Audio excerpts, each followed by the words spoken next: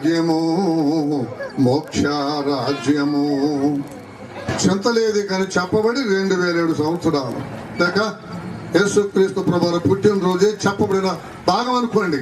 చింత తొలగిపోయింది. ఏమిటా చింత?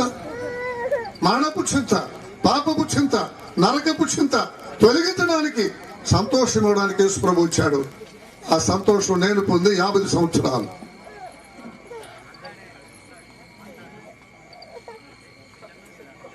ఈ రాత్రి మీకు ఒక ప్రశ్న.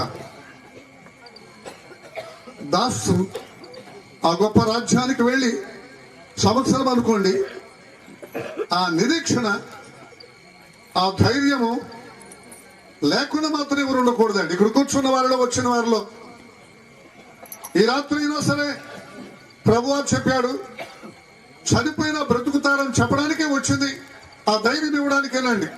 యేసు ప్రభు నమ్మేది అందుకేనండి, మతంలో చేరడానికి కాదు. మతోద్భవం మతం, మానవుని పురికి పుట్టిన బుద్ధి మతం అంటారు. యేసు ప్రభు మతస్థుడు కానీ అందరికీ ప్రభు, అందరికీ రక్షకుడు కనుక మానవాళ్ళందరి కొరకై, పాపము నుండి శాపము నుండి విడిపించి పరిశుద్ధులుగా మార్చడానికి కొరకై భూలోకానికి వచ్చిన యేసు క్రీస్తు ప్రభు చెప్పిన మాట ధైర్యంతో కూడిన మాట, అందరికి ధైర్యంతో కూడిన మాట. నేను త్వరగానే ముగించుకుంటున్నా.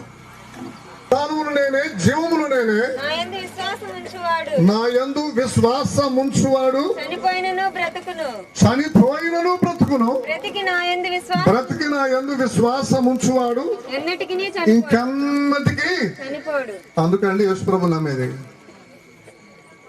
ఎంతమంది నమ్మారు ఇక్కడ? ఈ నమ్మకం ఎంతమందికి ఉందండి? ఎంతమంది నమ్మగలిగారు? ఈ రాత్రి అయినా నమ్మండి, ఈ రాత్రి అయినా నమ్మండి. మానవునికి శాశ్వత జీవితం